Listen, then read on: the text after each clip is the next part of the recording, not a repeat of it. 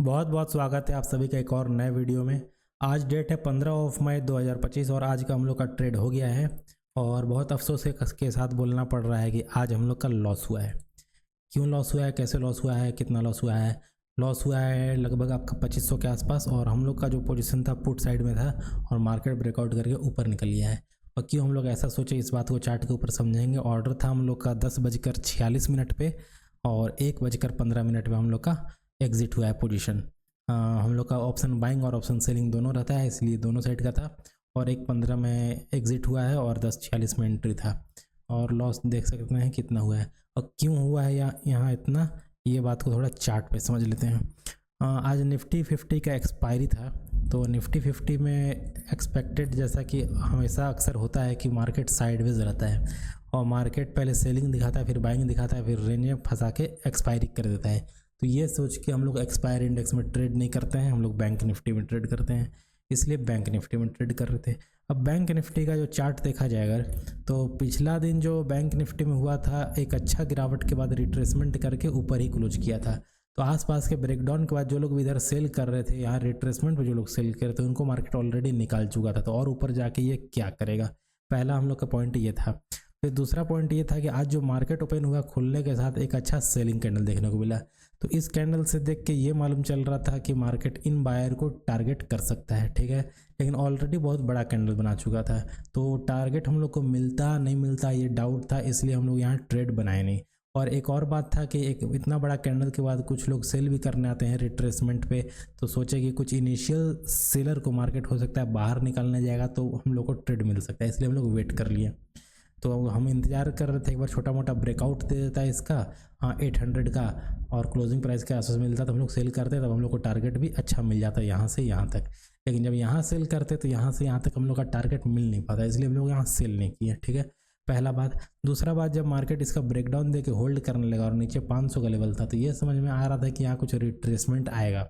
हम इंतजार कर रहे थे यहाँ के आसपास आएगा तो हम लोग सेल करेंगे, रिट्रेसमेंट होगा तो सेल करेंगे। लेकिन मार्केट उसमें कुछ ज़्यादा ही रिट्रेसमेंट कर दिया और जो भी मार्केट में ऊपर वाले सेलर थे उन लोगों का प्रॉफिट बुक कराया, ऐसा हम सोच रहे थे। कुछ प्रॉफिट बुक हो गया होगा और आसपास जो भी रैंडम सेलर लोग आएंगे उन लोगों का स्टॉप लॉस हिट कर दिया मार्केट, ठीक है। और इसके चलते ये मोमेंटम देखने को मिला है। लेकिन अब ये हो गया है तो दोबारा अभी ऊपर जाके क्या करेगा ये सोच के, जब ये वापस नीचे आने लगा तो मेरा पोजीशन लगभग यहाँ पे बना आपका इस पोजीशन के आसपास। देखा जाए टाइमिंग तो हम लोग का 10:46 में पोजीशन बना था। 10:46 मतलब आपका इस कैंडल पे हम लोग का पोजीशन बना, ठीक है। यहाँ पोजीशन तो बना लिए, फिर मार्केट थोड़ा नीचे आया, कुछ प्रॉफिट भी दिखा, फिर मार्केट कुछ रिट्रेसमेंट भी किया आसपास के सेलर को निकालने के लिए। तो एक अच्छा प्राइस एक्शन होता है, रिट्रेसमेंट करके मार्केट अगर गिरता है तो यहाँ तक भी सब कुछ ठीक था। फिर मार्केट ब्रेकडाउन भी देता है और ब्रेकडाउन देने में मार्केट नीचे आके होल्ड करता है। कहाँ होल्ड करता है? 500 का लेवल है यहाँ पे देखिएगा तो, 500 के लेवल के आसपास यहाँ पे होल्ड करते हैं। तो इससे ये समझ में आ रहा था कुछ बायर्स को होप दे रहा है, तो हो सकता है कि यहाँ कुछ बायर इकट्ठा होंगे और फिर मार्केट उसका ब्रेकडाउन देगा। ये बात समझ में आ रहा था हम लोग को चार्ट को देख के, ठीक है। और यहाँ भी कुछ बायर लोग का स्टॉप लॉस था और सेंसेक्स देखे तो सेंसेक्स भी 81,000 के ऊपर ही होल्ड कर रहा था। तो इससे यही समझ में आ रहा था यहाँ बायर ज़्यादा आएंगे, सेलर कम आएंगे। लेकिन सेलर कुछ आएंगे तो उनको कुछ रिट्रेसमेंट करके मार्केट निकालने जा सकता है। तो यहाँ एक रिट्रेसमेंट हुआ भी था, यहाँ से मार्केट को गिर जाना चाहिए था अगर गिरता तो ये रिट्रेसमेंट के बाद। और यही बैंक निफ्टी में भी हुआ था, एक रिट्रेसमेंट हो गया था, 800 का लेवल था, तो यहाँ से मार्केट को गिर जाना चाहिए था अगर मार्केट को नीचे गिरना था तो। लेकिन मार्केट का आज इरादा कुछ और था। मार्केट क्या किया, धीरे धीरे ऊपर गया, 800 से रेजिस्टेंस लेने लगा, तो यहाँ से रेजिस्टेंस लिया, यहाँ से रेजिस्टेंस लिया, और फिर जब मार्केट यहाँ होल्ड कर रहा था तब ये समझ में आ गया था कि मार्केट शायद आज गिरे ना। मार्केट इन सेलर को और यहाँ जो 55,000 के आसपास जो सेलर है इनको टारगेट करते हुए मार्केट ऊपर निकलेगा और ऑप्शन सेलर लोग का आज स्टॉप लॉस हिट होने वाला है। जो लोग 10 रुपया, 12 रुपया, 5 रुपया का ऑप्शन को राइट करके पैसा बनाते हैं उन सब का मार्केट आज स्टॉप लॉस खाने वाला था। ऐसा देख के समझ में आ रहा था। क्यों देख के आ रहा था? क्योंकि ये जो मोमेंटम हुआ और निफ्टी में ये जो मोमेंटम हुआ, इस चीज़ को यही ऐसा मोमेंटम तभी होता है जब ऑप्शन सेलर को टारगेट करना होता है, क्योंकि ऑप्शन सेलर का प्रीमियम डिके होते रहता है, वो प्रॉफिट में बैठा हुआ रहता है। जब मोमेंटम फास्ट होगा तभी वो बाहर निकलेगा। और इसी कारण से मार्केट कभी कभी महीना 2 महीना में 2-4 बार ऐसा करता है कि ऑप्शन सेलर को बाहर करता है, क्योंकि ऑप्शन सेलर तो हर रोज़ पैसा बनाता है, ठीक है। लेकिन जिस दिन उन लोग का जाता है बड़ा पैसा जाता है। तो यही चीज़ आज हुआ, ऑप्शन सेलर लोग का आज पैसा गया। क्यों गया कि यहाँ फास्ट मोमेंटम हुआ, यहाँ गया फिर मार्केट में यहाँ कुछ ऑप्शन सेलर बैठे, मार्केट फिर फास्ट मोमेंटम करके ही देखिएगा तो ऊपर निकला, धीरे धीरे नहीं गया। क्योंकि धीरे धीरे ज़्यादा तो डिके होते जाता तो लॉस उन लोग को दिखता नहीं ज़्यादा। इसलिए उन लोग अगर पैसा खाना है तो मार्केट को मोमेंटम फास्ट करना होता है, इसलिए मार्केट फास्ट मोमेंटम किया। इसीलिए आज हम लोग ट्रैप हो गए, क्योंकि आज मार्केट ऑप्शन सेलर को ट्रैप किया।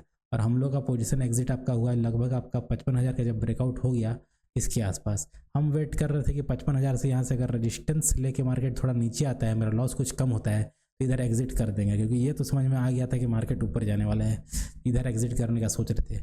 और फिर सोच अगर डायरेक्ट ब्रेकआउट होगा तो वैसे भी लॉस तो होने वाला है, तो अपना लॉस को लिमिट में रखते हुए लॉस को लेकर निकल जाएंगे। तो यहीं पे हम लोग का, लेकिन मार्केट लगातार मोमेंटम किया तो इसलिए थोड़ा लॉस ज़्यादा लेना पड़ा 2500 के आसपास।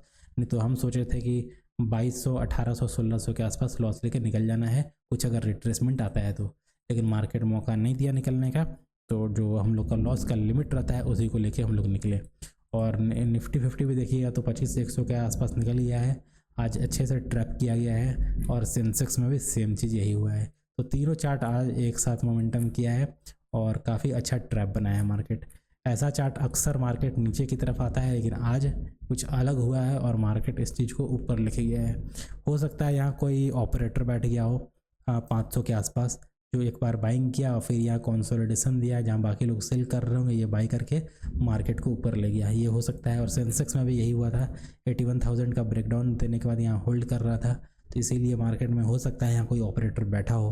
अगर यहाँ कोई ऑपरेटर बैठेगा तो वो कोई अच्छा ऑपरेटर होगा, कोई बड़ा पैसे वाला ऑपरेटर है, तो मार्केट को हो सकता है आगे वाले दिनों के लिए मार्केट को ऊपर ले जाके रख सकता है।